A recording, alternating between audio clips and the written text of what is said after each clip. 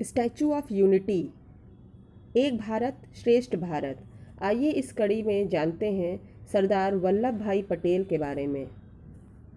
लौह पुरुष सरदार वल्लभ भाई पटेल भारत के पहले गृह मंत्री थे। स्वतंत्रता प्राप्ति के बाद देशी रियासतों का एकीकरण कर अखंड भारत के निर्माण में उनके योगदान को भुलाया नहीं जा सकता।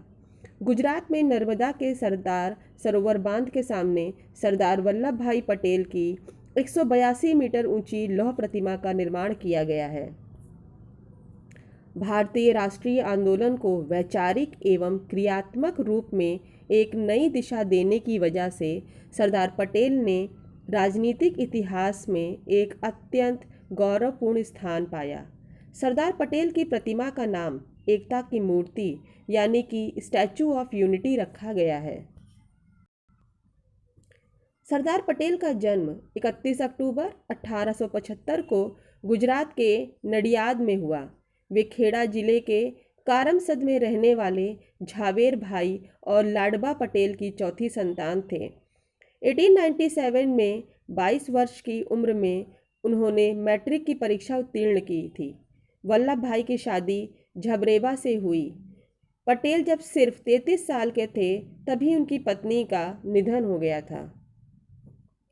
सरदार पटेल को अपनी स्कूली शिक्षा पूरी करने में काफ़ी समय लगा। उन्होंने 22 साल की उम्र में 10वीं की परीक्षा पास की। सरदार पटेल का सपना वकील बनने का था और अपने इस सपने को पूरा करने के लिए उन्हें इंग्लैंड जाना था, लेकिन उनके पास इतने भी आर्थिक साधन नहीं थे कि वे एक भारतीय महाविद्यालय में प्रवेश ले सकें। उन दिनों एक उम्मीदवार व्यक्तिगत रूप से पढ़ाई कर वकालत की परीक्षा में बैठ सकते थे।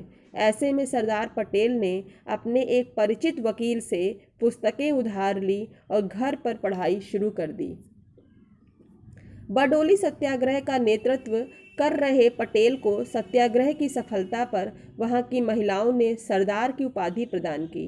आज़ादी के बाद विभिन्न रियासतों में बिखरे भारत के भू राजनीतिकरण एकीकरण में केंद्रीय भूमिका निभाने के लिए पटेल को भारत का बिस्मार्क या लौह पुरुष भी कहा जाता है।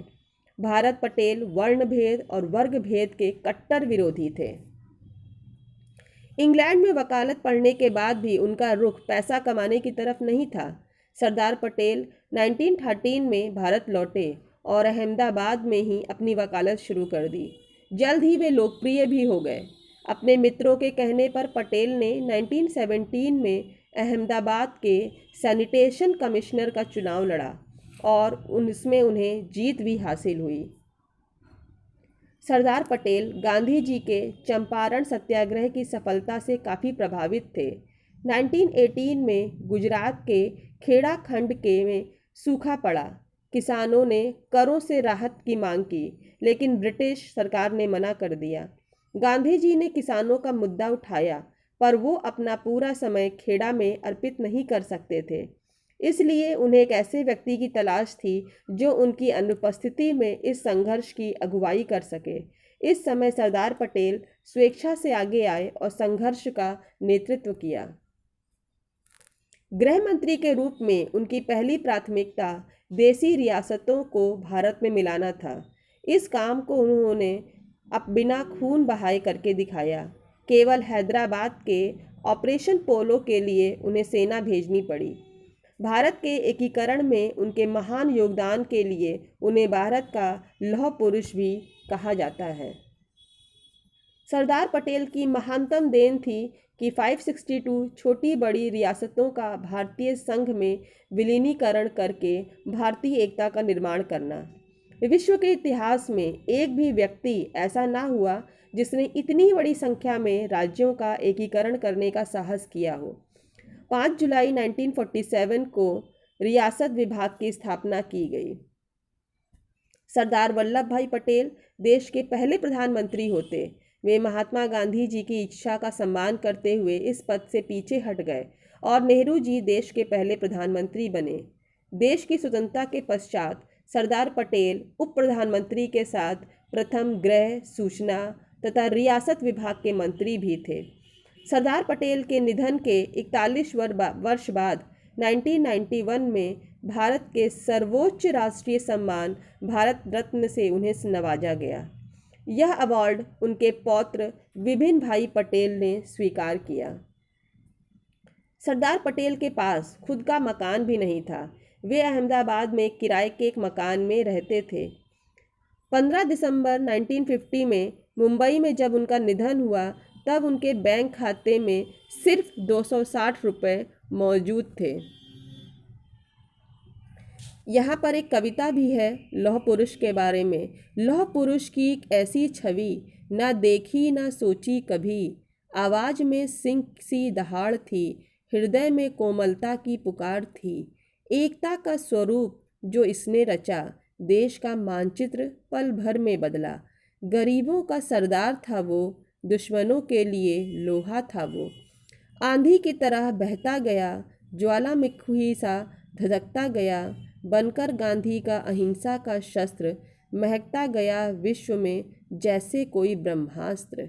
इतिहास के गलियारे खोजते हैं जिसे, ऐसे सरदार पटेल अब न मिलेंगे पूरे विश्व में, अब न मिलेंगे पूरे विश्व में। आज़ादी से पहले जूनागढ़ रियासत के नवाब ने 1947 में पाकिस्तान के साथ जाने का फैसला किया था, लेकिन भारत ने उनका फैसला स्वीकार करने से इनकार करके उसे भारत में मिला लिया। भारत के तत्कालीन उप प्रधानमंत्री सरदार पटेल 12 नवंबर 1947 को जूनागढ़ पहुँचे। उन्होंने भारतीय सेना को इस क्षेत्र में स्थिरता बहाल करने के निर्देश दिए और साथ ही सोमनाथ मंदिर के पुनर्निर्माण का आदेश भी दिया। जम्मू एंड कश्मीर, जूनागढ़ और हैदराबाद के राजाओं ने ऐसा करना नहीं स्वीकारा। जूनागढ़ के नवाब के विरुद्ध जब बहुत विरोध खड़ा हुआ तो वह भागकर पाकिस्तान चला गया और जूनागढ़ भी भारत में मिल गया। जब हैदराबाद के निज़ाम ने भारत में विलय का प्रस्ताव अस्वीकार कर दिया तो सरदार पटेल ने वहां सेना भेजकर निज़ाम का आत्मसमर्पण करा लिया, किंतु कश्मीर पर यथास्थिति रखते हुए इस मामले को अपने पास रख लिया। सरदार पटेल कहते हैं, बेशक कर्म पूजा है किंतु हास्य जीवन है। जो कोई भी अपना जीवन बहुत गंभीरता से लेता है उसे एक तुच्छ जीवन के लिए तैयार रहना चाहिए। जो कोई भी सुख और दुख का सम्मान रूप से स्वागत करता है वास्तव में वही सबसे अच्छी तरह से जीता है। लौह पुरुष सरदार वल्लभ भाई पटेल की पुण्यतिथि पर उन्हें भावभीनी श्रद्धांजलि। धन्यवाद।